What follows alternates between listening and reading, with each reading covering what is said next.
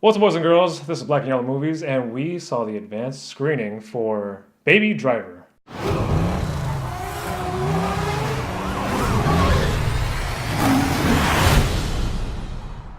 So Baby Driver follows a young man who, in his youth, did something pretty bad. He was delinquent, orphaned, and in order to pay this debt back, he becomes a getaway driver. So one of the things that we really liked about this movie was the music. Music was a huge part of this movie.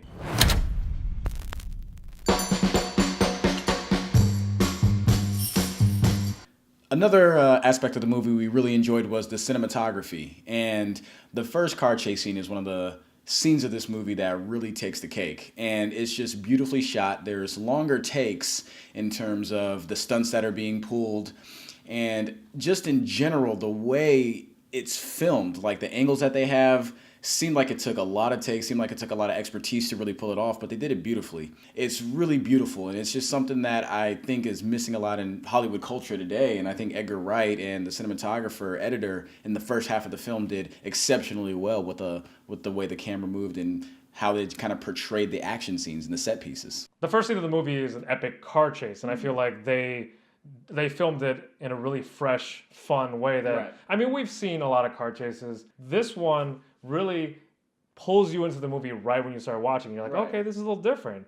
A few of the actors in the movie did really well, and I really want to harp on Jamie Foxx for a moment. We know he's a great actor, but we don't really get this side of him that much. You know, he kind of plays either a subdued character or, you're rooting for him. This one, he's kind of on both sides of the fence. It's almost like he's the heart of the film because he is so honest. He's the one who just seems like he doesn't have anything to hide and a person who just doesn't take any crap from anybody. The moment you catch feelings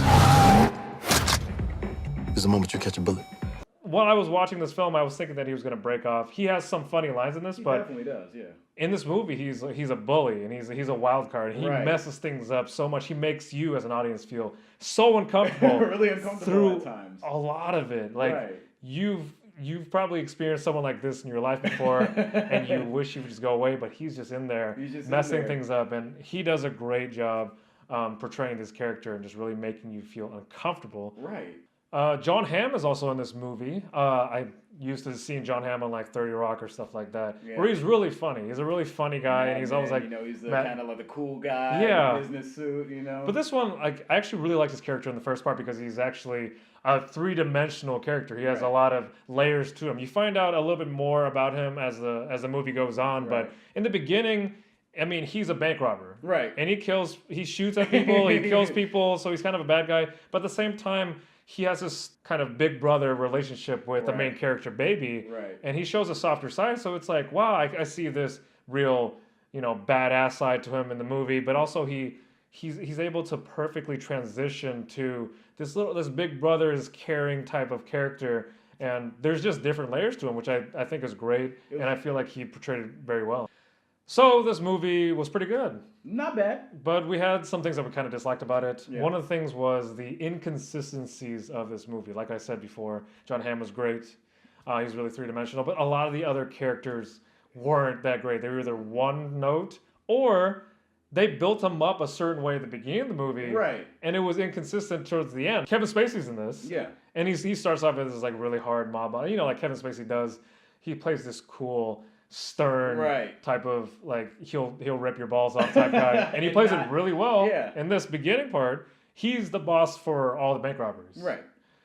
But towards the end, he kind of like just turns a new leaf. And he Right. kind of just He on a sees dime. something and he's just kind of like, oh God, now I got to act this way. It's like, wait, what? Like that went against your whole character fabric. Why are you doing this? The lead girl in this movie, Yeah. she falls in love with the main character, but they don't hang out that much. But she's going to bat for him. She's like, she'll Right. jump off a cliff for him, and you're like, She'll do anything for him. And I'm like, you've met this guy like 3 times and like, what? You in? I'm in, baby. I mean, I can suspend disbelief. It's a movie, but at Right. the same time, it's like, how much do we have to like believe that this girl is just going to do everything for this guy she just Right. met? And I know we were joking about it. I've been, with the same woman, for 9 years, married for a couple. And if I saw her do some of the things that this guy's doing in the movie, I'd be like, I love you, but I'm out of here. Like, I'm not doing this. And this girl, like, not even for a month. She, I Yeah. don't think it's been a month. think it's She's been a known him. And it's just like, wait, you're willing to do all this in such a short period of time? It just seemed very off.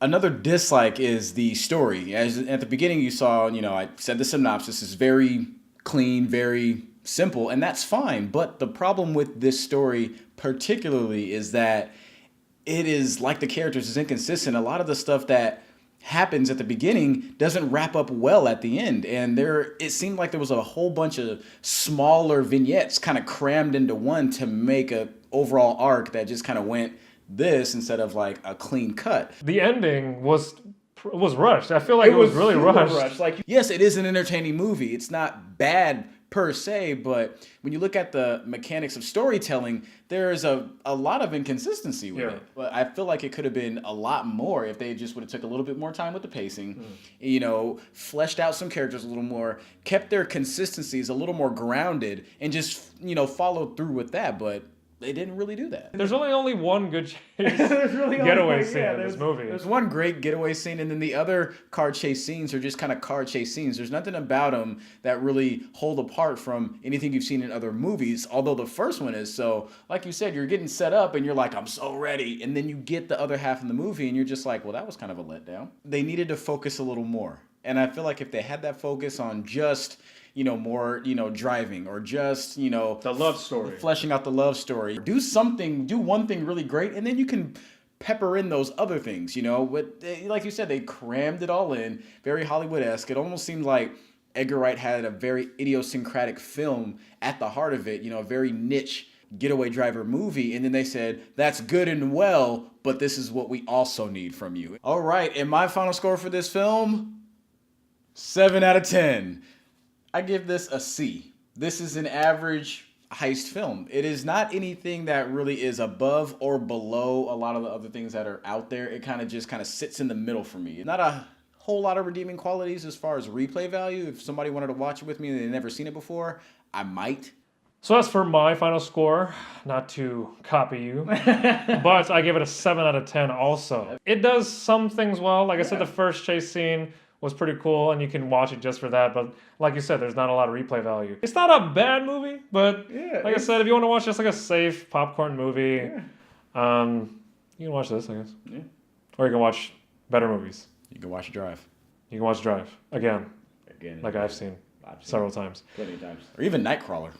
Oh, Nightcrawler. I love Nightcrawler so much. So good. So good. And it's so...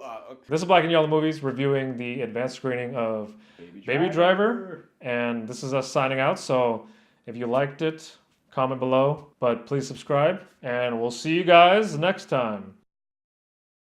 From her perspective. There's a lot of scenes that are refilmed, but in the other Lady Hideko's perspective. And it keeps you engaged because you're finding out even more about, like I said, the same basic story, but from a different angle. The third part is told from the perspective of the Korean con man who's posing as the Japanese Count Fujiwara. This is the part of the movie where everything culminates. It comes together beautifully, and I'm so glad that they told it in 3 parts because you figure out a lot of Lady Hideko's motives, Suki's motives, and his own as well.